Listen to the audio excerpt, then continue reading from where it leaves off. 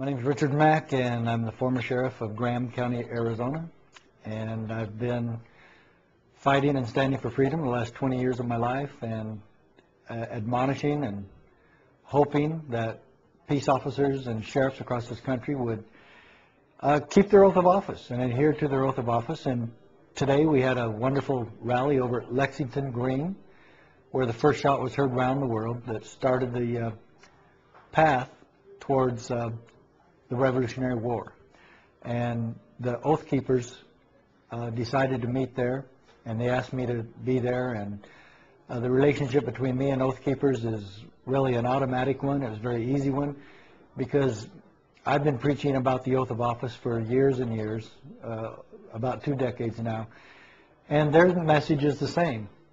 If you're in the military, and if you're in law enforcement, and especially if you're one of our nation's sheriffs, you took an oath of office to uphold and defend, preserve, protect, and obey the United States Constitution. If we had law enforcement in America that were doing that, keeping their oath to do just that, we would have our constitutional republic back tomorrow.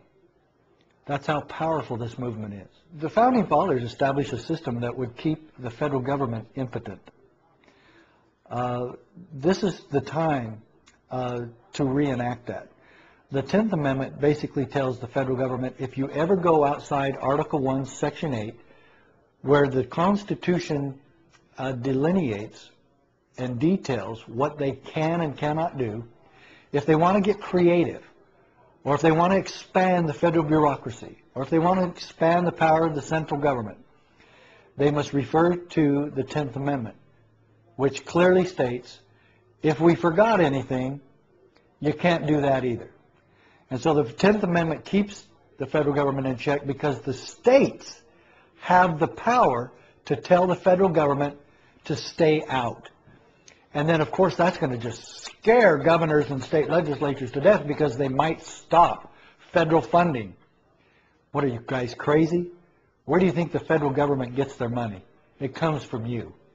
Stop sending them the money, and they won't have anything over you anymore. But the main thing is, let's just follow the Constitution.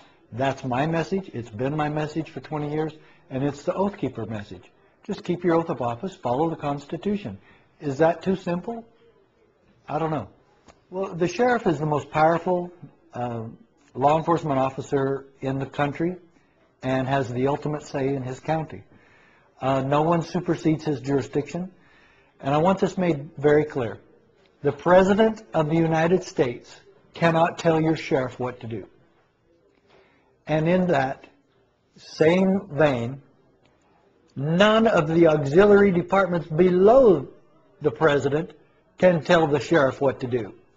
Quite to the contrary, when they're in his jurisdiction, he can tell them what to do.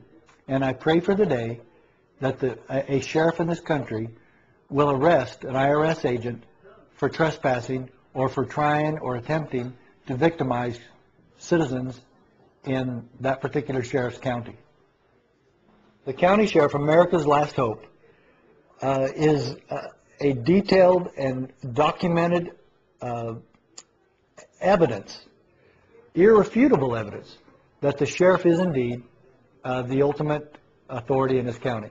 It talks about the history of the sheriff, talks about the duties of the sheriff, talks about the sheriff's oath of office, and then I pose a question in the book. Sheriff, will you or won't you stand against tyranny? Can you imagine any sheriff saying no, or pragmatically saying no by what he does? This is a time for action, and this is a time for sheriffs to stand up and be counted. It's time to walk tall, Sheriff. Get on board. In 1994, I was one of a handful of sheriffs, and being the first in the country to file a lawsuit against the Clinton administration. And the long story short is, we won. And you can Google the Mack Prince, P-R-I-N-T-Z, Sheriff Prince from Montana, Sheriff Mack from Arizona. We took a case all the way to United States Supreme Court on the side of states' rights and state sovereignty and local autonomy. We won. We kicked the federal government's butt. And it was the Clinton administration, and we lived to tell about it, How about that for a miracle? And the ultimate power of this decision is that it restored the 10th Amendment to the Constitution. It restored the rights of the local authorities to tell the federal government where to hang it. And this is exactly the power that James Madison was talking about when he said, we can safely rely on the disposition of state legislatures to erect barriers against the encroachments of the federal government. And so that's exactly what sheriffs should be doing, not allowing the federal government carte blanche in your county, but quite the opposite, keeping them in check. And just like my Supreme Court decision says, hence a double security arises to the rights of the people. And this principle of the separation of the two powers between local authorities and the federal government is one of the Constitution's structural protections of liberty. So what are we doing here when we stand against federal intervention? We are providing constitutional protections to our citizens, exactly what we promised to do when we took our oath of office. Well, how do we stand up to the federal government on anything? Is we have the courage to do so. And it takes local people like the sheriff to do that. I honestly believe that the last line or the last straw to break the camel's back on today's revolution is going to be more federal gun control.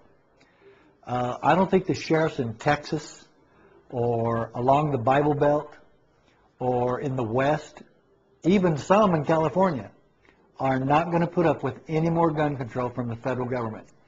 There's too many sheriffs in these places, and there's too many sheriffs that have friends, family, and constituents that are hunters and gun activists, and that they know darn well are not going to give up their guns.